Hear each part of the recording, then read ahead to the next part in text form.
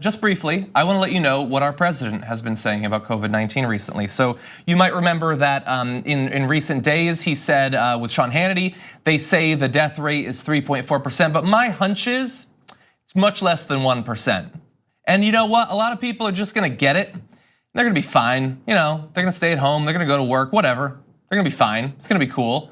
That's the advice that he gave to the nation. And today he had a press conference with the CDC. And I just wanted to mention a couple of the things that he said. Perhaps on Monday we can go into some of the specifics, but he said, by the way, that he cited at one point what he thought the death count is from COVID-19 in America. And he said that he got that information from Fox News, not the CDC, which he was in the middle of having a meeting with, but Fox News. He once again said that he didn't know that the flu kills people normally. Then after admitting both of those things, he said that doctors constantly tell him, how do you understand so much about this? You must have a natural talent. He said that during a briefing to reassure the nation that he knows what he's doing. He was gonna take a question from a reporter and then said, no, you're from CNN, I don't watch CNN, you're fake news. And so at this virus response press conference, he didn't take their thing. He said at one point, quote, the coronavirus tests are all perfect. Like the letter was perfect, the transcript was perfect. This was not as perfect as that, but pretty good. Yeah, he's talking about the Ukraine phone call transcript. Okay. They talked about the possibility that this is worse. The CDC apparently wants to take some of the people off the Grand Princess cruise ship where people are quarantined, right? To save their lives potentially. And he said, I like the numbers being where they are. I don't need to have the numbers double because of one ship. And he said at some point, it's not our fault. So we should leave them on there even though the CDC says not to, because he thinks the numbers will be worse if instead of being on the water, they're in America.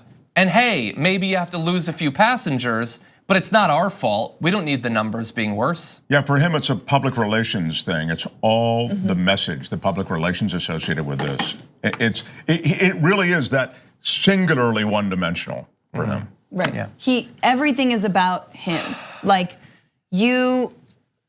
China did this to him.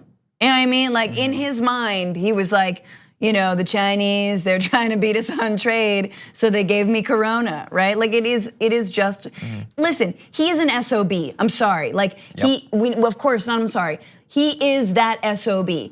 We've all interacted with that SOB and now we are being governed by him. And it's a problem. I would say one thing though, on this COVID-19, this is not something that will cycle out in a month.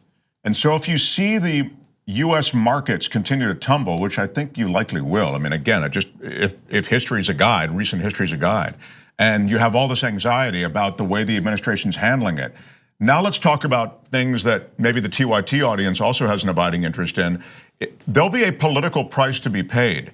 That's why Donald Trump is so concerned with the public relations side of this. So again, this is going to be a huge issue and bigger as the months go on, because this is not something that's going to wrap up in a couple of weeks, no matter what Donald Trump says. And he won't, I don't think, be able to message his way out of it. And the thing is, I've been saying from the very beginning, he is not responsible for the fact that COVID-19 might spread in the United States. He's not. He's responsible for the things he's responsible for.